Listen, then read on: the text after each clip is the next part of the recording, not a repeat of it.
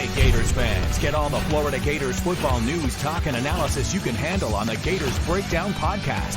Find Gators Breakdown at news4jax.com or your favorite podcast platform, because there's never a dull moment in Gator Nation. David Waters from Gators Breakdown here again with another edition of Talking with Troop, with former Gators tight end Ben Troop ahead of this Missouri game. And Ben, let's take a look back first. And hey, look, Gators did what they were supposed to do in bouncing back after that Georgia loss and destroying a Vandy team 56-0 in the Swamp last Saturday. Oh yeah, man, very, very impressive. People gonna talk about, oh man, them guys kind of started slow and going into half, still up 14-0 and able to. That third quarter was electric. I mean, it was incredible. When you talk about Kyle Trask, the ability to spread the ball around, it was good to see guys like Kadarius Toney go out there and still show that he hasn't lost a step. And then when you look at the total team effort, I mean, yes, people gonna look at the final score. I think it was our third shutout of the year.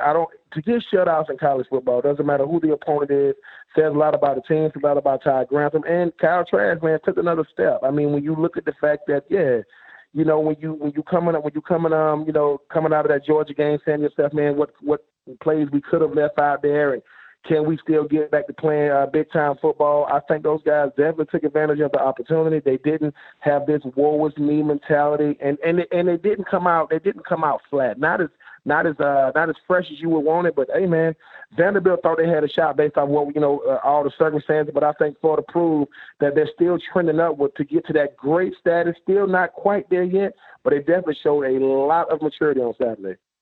And Ben, you talked about holding that shutout there, and Vanderbilt was on their way to score. And then, true freshman Mahmoud Diabate makes one of his 3 sacks. It causes a fumble, and Jonathan Grenard takes it all the way back to the house for a touchdown. Part of that, explosive third quarter you were talking about. But, I don't care the opponent, especially this late in the season. It's good to see a true freshman out there making plays this late in the season.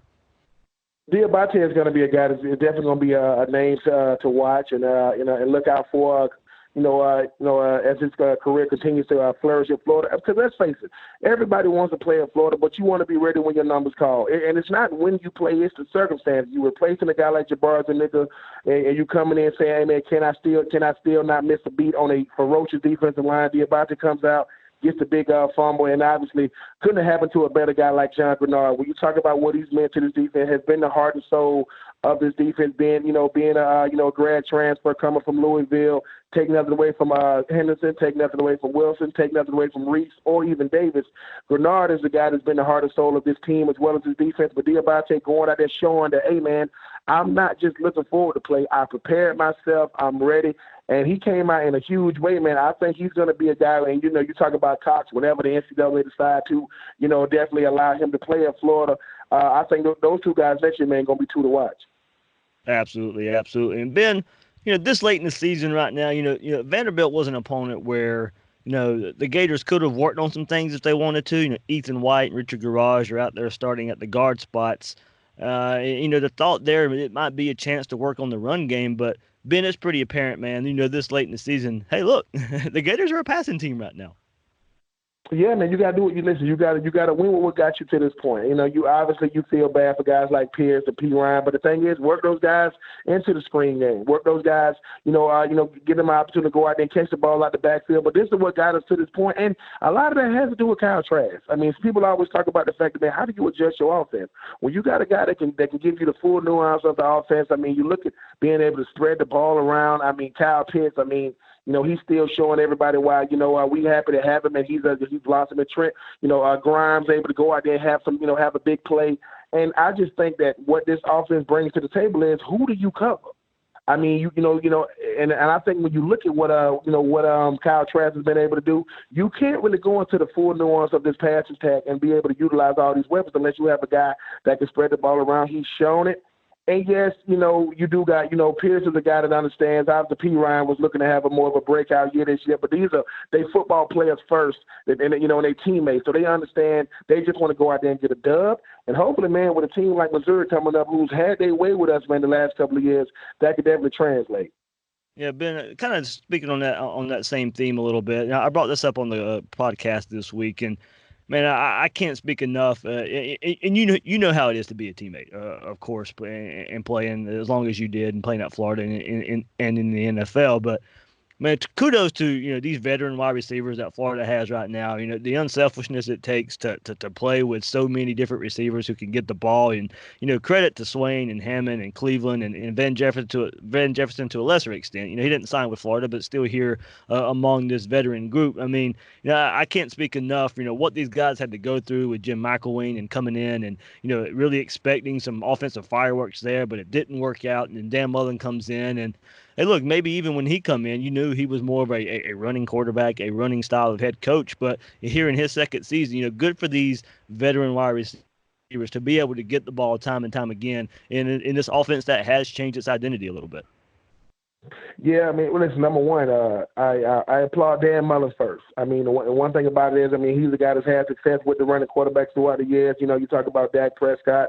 You talk about Nick Fitzgerald, who broke the record for most rushing yards for a quarterback while, his time in Mississippi State. But that's what happens. Listen, you got to know your personnel, and you have to be willing to adjust. And I think when people talk about, what it is to be a teammate, you should show these receivers. I mean, I've never seen a group of guys who look so forward to saying, hey, man, it could be anybody's number today. It could be Copeland, a guy who's, the youngest guy of the group. But then you talk about Hammond, you talk about Jefferson, you talk about Grimes, you talk about Cleveland, you talk about Tony, talk about Swain, and they look forward to each guy going out there and making plays, and that's what football is. Yes, you want to be the guy to go out there and have 1,000 yards next to your name and have all SEC and all American, but are you winning? And these guys realize, I mean, listen, man, we got skill sets. I mean, when's the last time, man, you seen start receivers like Cleveland and Grimes running down on punt? These guys doing whatever it takes to go out there and win. I think that's what Dan Mullen has instilled in those guys. You are a football player first, a wide receiver second, but you a teammate before you all those things. And I think you watching that, and it's great to watch, man. You got guys that got some unique skill sets, but they look forward to their teammate going out there and balling just as much as they want themselves to ball. I'm proud of those guys, man. I'm happy that they play for them Gators, man, because it is not a fake thing. It is genuine love for each other. And if you've ever seen them boys on the sideline with somebody score, they bigging them boys up, man, like they coaches, man. So I'm loving to see it. Yeah, absolutely. All right, Ben, let's take a look forward now. Florida travels to Columbia, Missouri. Missouri has pounded Florida the last two seasons. 2 years ago, it can be explained because Jim McElwain gets fired, and the week before, you can kind of expect a blowout scenario there. But the big surprise last year after losing to Georgia, Missouri comes into the swamp and really puts it on Florida.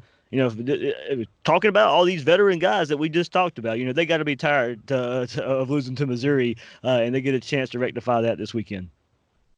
Absolutely, man. I heard some, I heard people talking about the fact that maybe Kelly Bryant is probably going to play this week, which is what you want.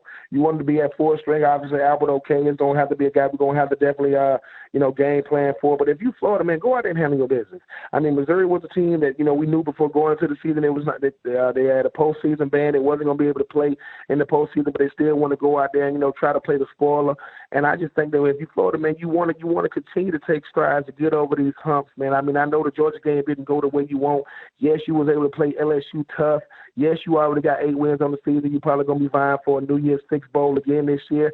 But you want to go out there and show that, look, man, we ain't just happy with, with having a winning season 2 years in a row. We want to show this Missouri team, man, that y'all going to have to deal with us not just this year, but moving forward. And football is an update your resume daily type thing, man. It's not what you have done, it's what you're doing. And this Saturday, you need to go out there and handle your business. And I'm happy that Kelly Bryant's going to be back. It's going to be on the road. It's going to be a hostile environment. And Missouri, up until this point, man, they don't think Florida can beat them. It doesn't matter who at quarterback, doesn't matter who they got, added to the defense.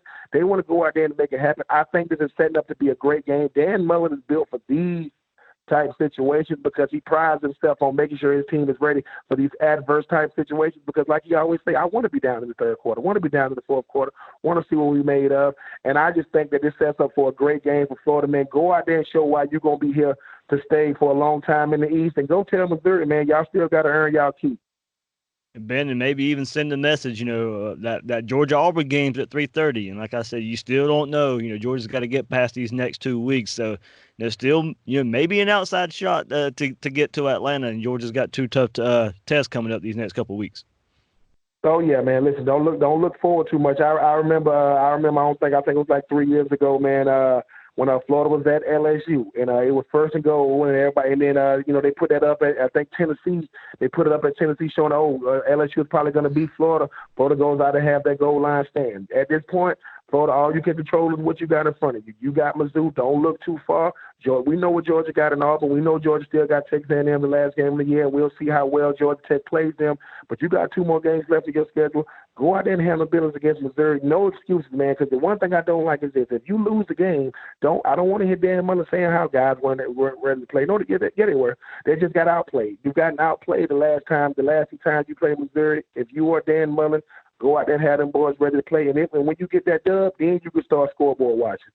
I hear you. Absolutely. All right, Ben, let our Gators Breakdown listeners know where they can find you out there on social media and on the radio.